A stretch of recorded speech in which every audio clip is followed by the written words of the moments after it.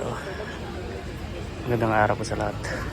So ito yung sikat na fountain dito sa Dubrovnik. Yung mga turista dito sila umiinom.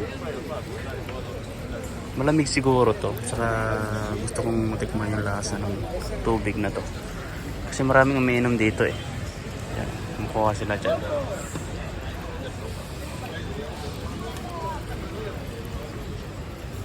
Sila yung mga ano kasi dito, yung mga faucet dito sa Europe, Dubrovnik.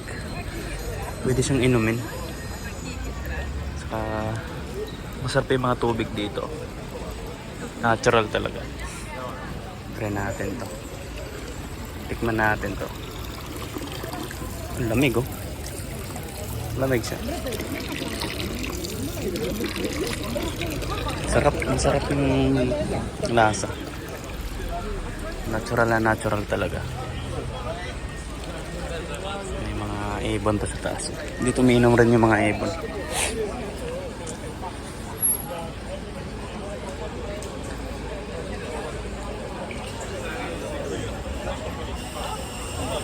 Mga ibon, oh. Umiinom sila.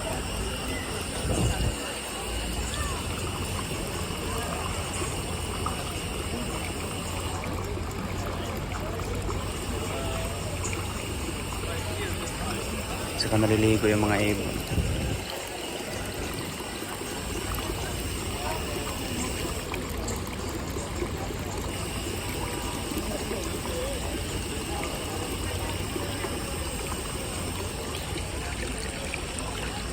Daming turista dito pagka summer.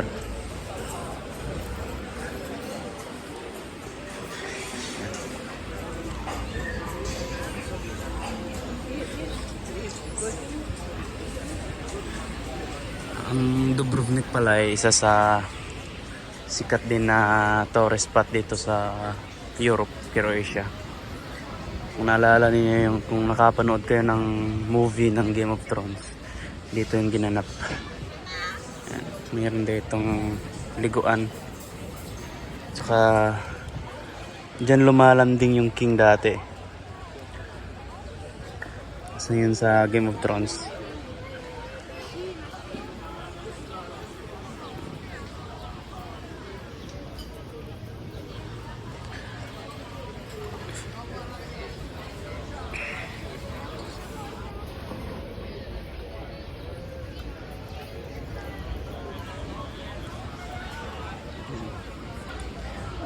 So mga gustong maligo dyan pwede.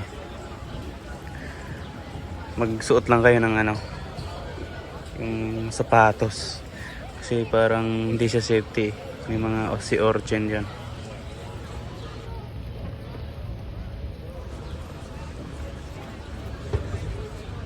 Pero parang feeling ko masarap maligo dyan. Malamig yung tubig dyan eh. Yan.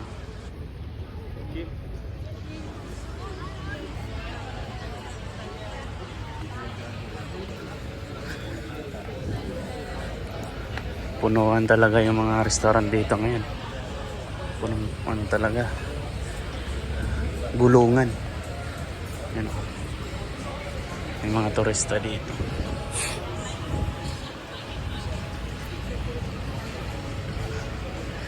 Tsaka yun yung panorama. Diyan yung restaurant ng panorama. Sasakay kayo ng cable car dito sa baba. Paakyat dun. Isa rin sa magandang puntahan yan. Pero hindi pa ako nakapunta dyan. Yan, maraming umiinom. Nag-iigib na si kuya. Ang daming dalang lagayan. Mga incheck. Mga kwartsa. Dito yung yung Old Town, papasok doon. Yan yung castle yung Dubrovnik. Yung sa loob maraming tao dyan, maraming turista. Ito ice cream. Pasok tayo. Yan o. Walang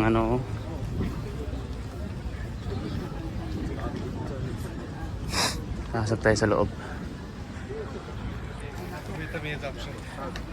Maraming Pilipino na nagtatrabaho dyan sa loob.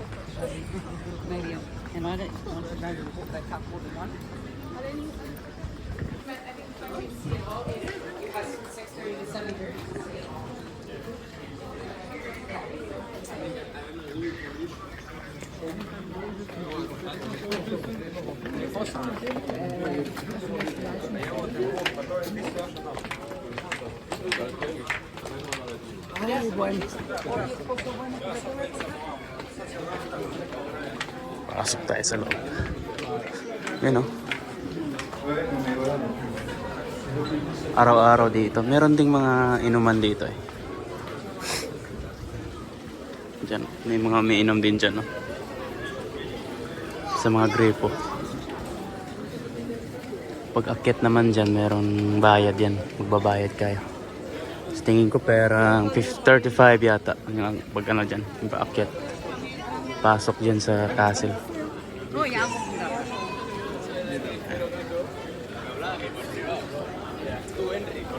May nabinta nito.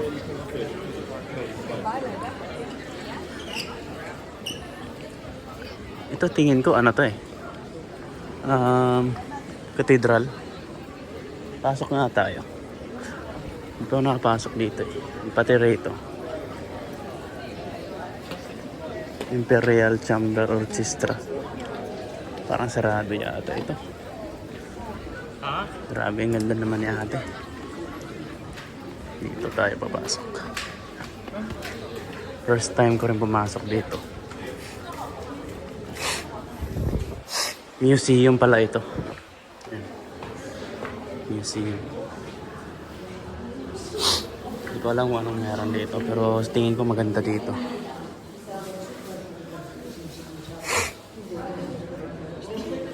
Museum. Pwede naman yata mag-camera dito. Hi, hello.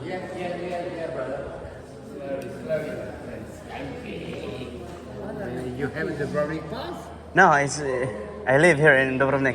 Oh, then you can go. Thank you. Thank you.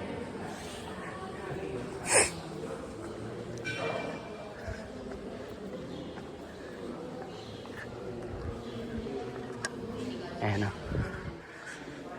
Kailangan pala ng ano dito, pag turista kayo, kailangan pala ng Dubrovnik Pass para makapasok kayo dito. Hindi pala basta-basta makapasok. Pero pag dito na yung nakatira, pakita nyo lang yung ID nyo pag nanghingi.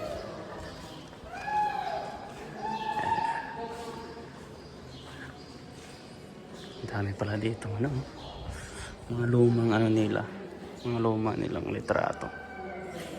Yung mga warriors nila dati.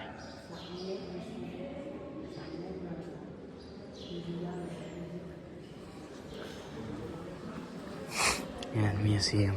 Pasok tayo rito.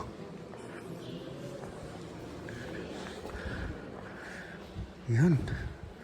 May mga naka-display dito ng mga books. Yan, yung mga luma nilang ano, kagamitan. Yung lumang books nila.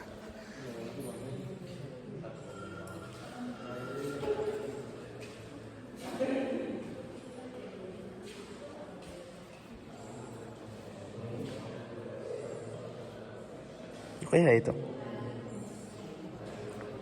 Das prescription.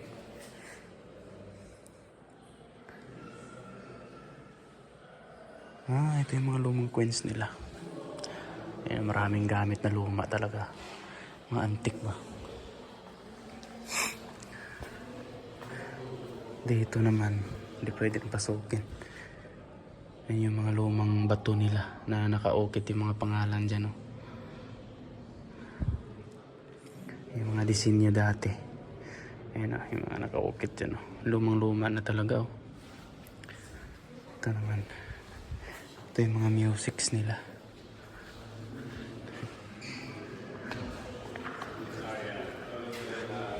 Ito yung ating Panginoon. Altar of Crucifix. 15th century. Chalice. Yung mga trophy ba?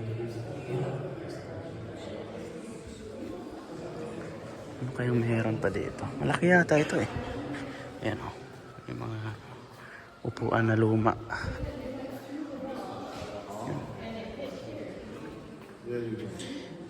Bawal yan. Bawal i-touch. Ito. Ito yung mga suot nila dati.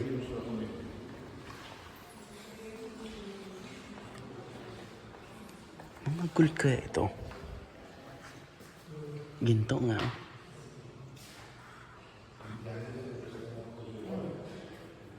Mga ginto nga. Daming ginto.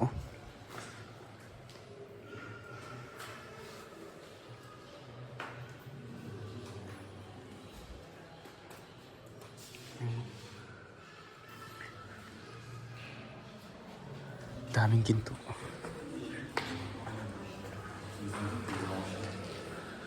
Dito naman.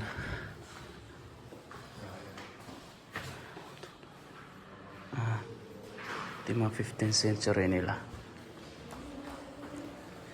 Ito talaga, ginto na ginto. Ito yung mga trophy nila eh. Ayan, ito yung picture ng Old Town talaga.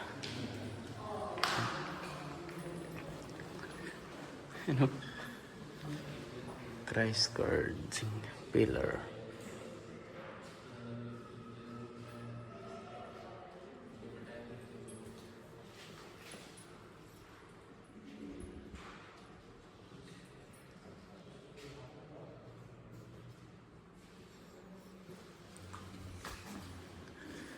Sa Pinas to, delikado.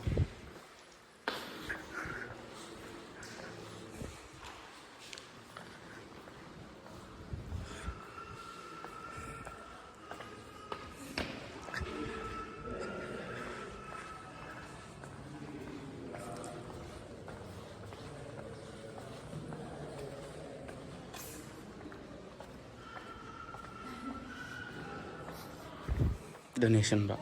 For donations. May mga missions pala talaga sila. Ayan. Croatian to eh.